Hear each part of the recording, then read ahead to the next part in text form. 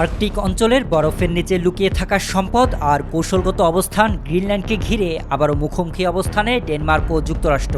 সামরিক প্রস্তুতি, কূটনৈতিক কড়া বার্তা আর পারস্পরিক অবিশ্বাসে উত্তর আটলান্টিক জুড়ে বাড়ছে উত্তেজনার পারদ।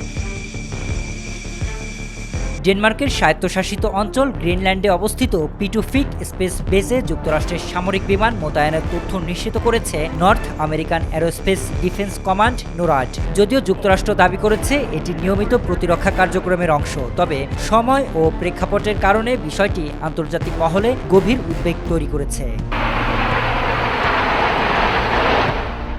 পিটুফিক স্পেস বেস যুক্তরাষ্ট্রের জন্য কৌশলগতভাবে অত্যন্ত গুরুত্বপূর্ণ। এই ঘাঁটি মূলত ক্ষেপণাস্ত্র সতর্কীকরণ ব্যবস্থা ও আর্কটিক অঞ্চলের সামরিক নজরদারির কেন্দ্র।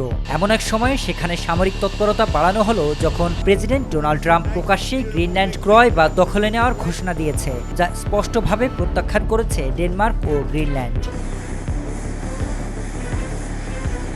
ডেনমার্ক সাফ জানিয়ে দিয়েছে গ্রিনল্যান্ড নিয়ে কোনো বিদেশি শক্তির হস্তক্ষেপ বা সামরিক উপস্থিতি তারা মেনে নেবে না। গ্রিনল্যান্ডের সার্বভৌমত্ব প্রশ্নে কোপেনহেগেন ও স্থানীয় সরকার দুপক্ষই অনড় অবস্থানে রয়েছে। তাদের বক্তব্য, গ্রিনল্যান্ড বিক্রির কোনো প্রশ্নই আসে না। এমন অবস্থায় প্রশ্ন উঠছে, ডেনমার্ক যদি যুক্তরাষ্ট্রের চাপের কাছে নতি স্বীকার না করে তবে কি ওয়াশিংটন সামরিক কোনো পদক্ষেপ নেবে? বিশ্লেষকদের মতে সরাসরি হামলার সম্ভাবনা এখনই কম হলেও সামরিক চাপ, কৌশলগত মোতায়েন এবং রাজনৈতিক ভয় দেখানোর মাধ্যমে যুক্তরাষ্ট্র তার প্রভাব বিস্তারের চেষ্টা চালাতে পারে। এদিকে বিশেষজ্ঞরা বলছেন, আর্কটিক অঞ্চলে রাশিয়া ও চীনের প্রভাব ঠেকানো, বিপুল খনিজ সম্পদ এবং বৈশ্বিক সামরিক ভারসাম্যের প্রশ্নে গ্রিনল্যান্ড যুক্তরাষ্ট্রের কাছে অত্যন্ত গুরুত্বপূর্ণ। তবে ন্যাটো জোটের ভেতরে থাকা ডেনমার্কের বিরুদ্ধে সরাসরি সামরিক অভিযান চালানো যুক্তরাষ্ট্রের জন্য কূটনৈতিকভাবে চরম ঝুঁকিপূর্ণ হবে।